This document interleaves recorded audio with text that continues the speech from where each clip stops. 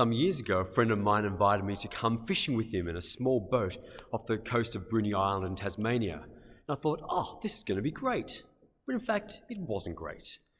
With every little ripple, every little wave, I became terrified. Terrified the boat would sink. Terrified that I would fall in. Terrified that I would drown. Terrified that I would be eaten by a shark. Everything about being on a small boat made me frightened. So I can get how the disciples we hear in the boat with Jesus today could also be terrified. Maybe you've had an experience on a boat that's similar as well. In fact, this is not the only time in the gospel day though we hear Jesus in a stormy boat, in a boat with stormy waters with his disciples. There's another time we hear as well. But what's unique we hear today is that Jesus, despite the storm, is asleep in the boat. And even though he then gets up and calms the storm, he then chastises the disciples for their lack of faith. Well, isn't it reasonable to be frightened in a storm? It's a precarious place to be. And yes, ordinary circumstances, yes it is. But what we hear, I think what's going on with Jesus today, is that the disciples should have known by now. Jesus says, have you still not got faith? After all you've seen me do, don't you get that if I'm in the boat is not going to sink? And that is a wonderful, consoling lesson, I think, for us. That if Jesus is in the boat isn't going to sink. So 2,000 years later, what does that mean for us? Well, it's worth noting that the boat was a symbol of the early Christian church. You may find mosaics where you see the symbols of a boat, a small boat, on stormy waters making its way for safe harbour. And this was an image of the Christian church, which was so beset by waves and storms from all kinds of external forces, particularly in the Roman Empire, holding firm together and being guided by God to safety. Indeed, you think about the term for the nave of a church. The central part of the church here is the nave. Sounds like navy and naval, doesn't it? Indeed, that word does come from the word for boat. And so we can take heart. This applies to the church as we experience it today. That even though we have many, many pressures in the church, there are lots of external forces from governments and systems that really don't want a church to be operating. They don't want to hear the good news. They don't want to hear our message of social justice for the poor, for the refugee, for climate, for the defence of human life from the beginning of conception through to natural death. For a church that preaches there is an absolute truth and there is good news. Lots of people don't want that heard, and so there are pressures we experience externally against the church. But there are also, of course, the internal challenges as well. Obviously, the betrayal by clergy over so many decades of people's trust. And in many other ways too, the church has many struggles. Of course, at the moment, we all experience the diminished number of people coming to Mass because of COVID restrictions and COVID-19. And for many people, there's a sense of, oh my goodness, the church is getting smaller and smaller. We're sinking. We're drowning. The church is going to be eliminated. It's easy for us to have that same panic reaction that the disciples had in the boat. But what it's worth us remembering is that if Jesus is in the boat, then the boat is not going to sink.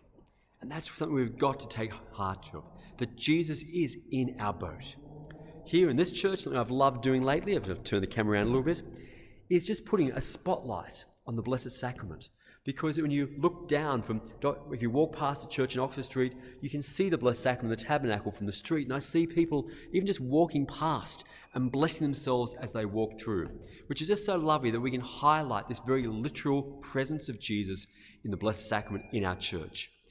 But also, that Jesus is always present in our church in so many ways. Jesus said, when we gather in his name, when 2 or 3 of us gather in his name, that he is in our midst. So every prayer group, every Bible study, every encounter by St. Vincent de Paul, our scripture teachers, our communion ministers sick, our prayer groups, Jesus is with us.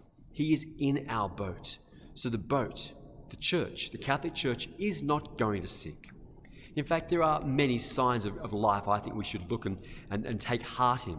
Last weekend we heard the gospel of the parables of growth of the kingdom, signs that the kingdom is always growing.